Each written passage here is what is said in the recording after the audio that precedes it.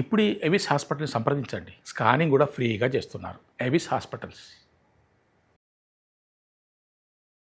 నమస్తే, welcome to Suman TV. నేను మీ యామ్ని. ప్రస్తుతం మనతో ఉన్నారు ప్రముఖ ఆధ్యాత్మికవేత్త డాక్టర్ అనంతలక్ష్మి గారు ఉన్నారు. అమ్మతో మనం మాట్లాడదాం.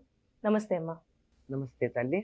అమ్మ, ఇప్పుడు మనం పూజ గది శుభ్రం చేసేటప్పుడు అసలు మనం ఎలాంటి నియమాలు పాటించాలమ్మా? మామూలుగా అయితే ఇప్పుడు మనం పండగలకి శుభ్రం చేసుకుంటూ ఉంటాము, ఏదైనా స్పెషల్ డేస్ కదా, అసలు ఎలాంటి నియమాలు పాటించాలి ఈ శుభ్రం చేసేటప్పుడు? నిజానికి రోజు శుభ్రం చేసుకోవాలమ్మా పూజ గది.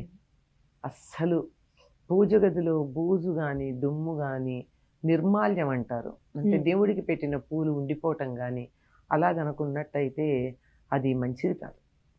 అదొక రకమైన అశుభానికి సంకేతంగా చెప్తారు.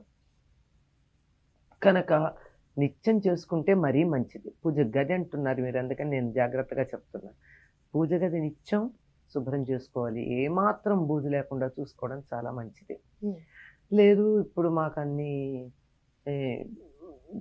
తొందర జీవితాలు ఉన్నాయి, ఇతర విషయాలు మాకు చాలా ప్రాధాన్యాన్ని వహిస్తున్నాయి అని అనుకున్నట్టయితే నెమ్మదిగా శుభ్రం చేసుకునేటప్పుడు ముందుగా పైభాగం చేసుకోవాలి. ఎందుకంటే కింద ఒక్కోసారి మనం చాలా తెలివిగా చేస్తూ ఉంటాం, కొంచెం తెలివి ఎక్కువ అవుతూ ఉంటుంది. కింద అన్ని దేవుళ్ళన్నీ దులుపుకున్నాక బూజు కనపడే తర్వాత తీస్తాం. ఏమవుతుంది?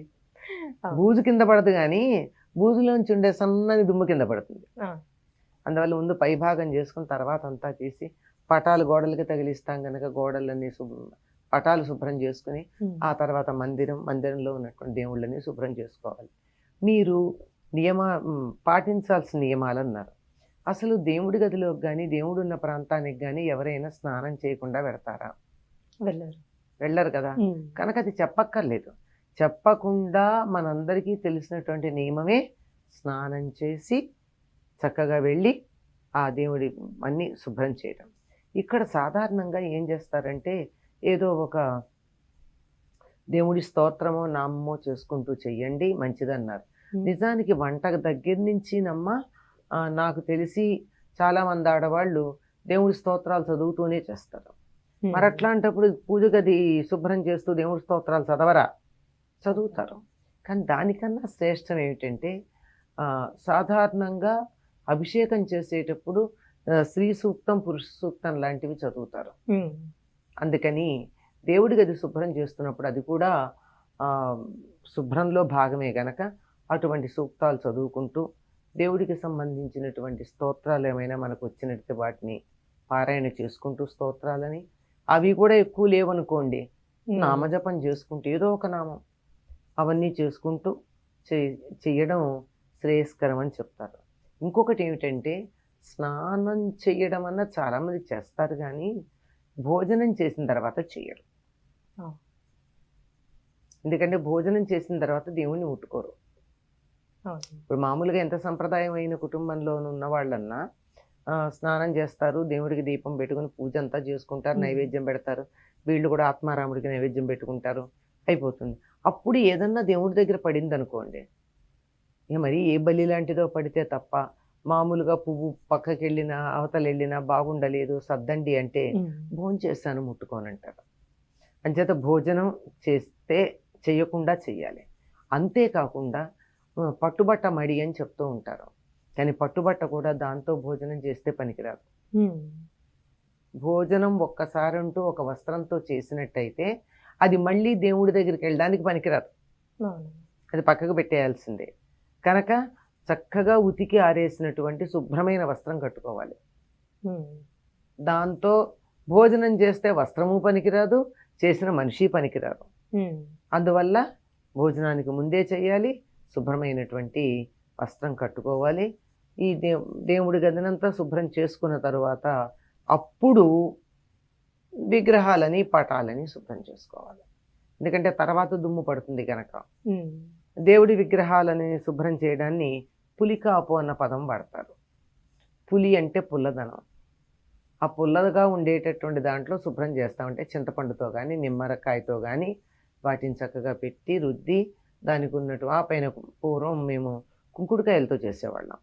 ఒకసారి అంటూ చింతపండు కానీ నిమ్మకాయ కానీ పెట్టి ఆ తర్వాత దాని మీద బూడిద పెట్టి రుద్దిన తర్వాత అక్కడ పెడితే అప్పటి వరకు షైనింగ్గా ఉన్నది దాని మీద ఉన్న తడి కొంత ఉంటుంది, ఎంత బట్టతో తుడిచినా ఆ తడి వాతావరణంలో ఉన్నటువంటి గాలిలో కలిసి కొద్దిగా మెరుపు తగ్గుతుంది. అది తగ్గకుండా ఉండాలి అంటే చక్కగా శుభ్రం చేసిన తర్వాత కుంకుడుకాయ రసంతో ఒక్కసారి కడగాలి. అస్సలు మళ్ళీ కడిగినప్పుడు ఎంత మెరుపులో ఉంటుందో ఎండాక కూడా అంత మెరుపులో ఉంటుంది. అమ్మ ఇప్పుడు మీరు అన్నారు కదా ప్రతిరోజు శుభ్రం చేసుకోవాలి అని అన్నారు. విగ్రహాల గురించి కదా, దేవుడి గది గురించి. దేవుడి గది ఇప్పుడు శుక్రవారం కూడా మనం శుభ్రం చేసుకోవచ్చమ్మా, ఎందుకంటే ఆ రోజు కొంతమంది ఇలా బూజులు దులపడం అలాంటివి చెయ్యరు. ఇలా అది లక్ష్మీ నిజంగా లోకంలో ఎందుకు ఇటువంటి దురభిప్రాయాలు వచ్చాయో తెలియదు ఆ కానీ రోజు డబ్బులు కూడా ఇవ్వరు, అంటే ఆ రోజు మరి అన్నం తినమా, తింటాం. మనం స్నానం చేయమా, ఉమ్. ఇల్లు శుభ్రం చేయమా, చేస్తాం. మరి దేవుడిగా శుభ్రం చేయడానికి ఏం సమస్య? అంటే వారమంతా చేయకుండా ఆ రోజు చేయాలంటే అన్న ఆలోచించాలి కానీ ఉమ్. నిత్యం చేసుకునేటప్పుడు ఏం సమస్య? చక్కగా చేసుకోవచ్చమ్మా. ఇంకోటి ఏమిటంటే దేవుళ్ళకు కూడా పులికాపు శుక్రవారం చేయకూడదని కొంతమంది చెప్పారు. నేను ఆశ్చర్యపోయాను. ఉమ్. ఎందుకంటే తిరుమలలో స్వామివారికి మూల విరాట్టుగా అభిషేకం చేసేదే శుక్రవారం ఉమ్. కదా. అవును. మరి మన ఇంట్లో ఎందుకు సమస్య అమ్మా? అవును. ఉదాహరణ అక్కడి నుంచి చెప్పాను, నేను వేరే చెప్పాల. ఉమ్. కనుక చక్కగా చేయొచ్చమ్మా. నిత్యం చేసుకునేటప్పుడు అందరూ ఇది భాగం. ఉమ్. దీనికి అసలు వారం ఎప్పుడూ చేయకుండా ఒకరోజు చేస్తామంటే శుక్రవారం కొంచెం ఆలోచించాలేమో, అది కూడా ఆలోచించమని చెప్పట్లేమో అంటున్నాను. ఏమో. కనుక నిత్యం చేసేదానికి తప్పేం లేదు. అమ్మ ఇప్పుడు దేవుడి గదిని మనం శుభ్రం చేసుకుంటూ ఉంటాం, అలానే అక్కడ పువ్వులు ఉంటాయి, దేవుడికి సంబంధించిన వస్తువులు అంటూ ఉంటాయి, అవి ఏం చేయాలమ్మా అసలు మనం? వాటిని ఎవరు తొక్కని చోట వేయాలి. ఉమ్. ఇప్పుడు దాన్ని నిర్మాల్యం అంటారు.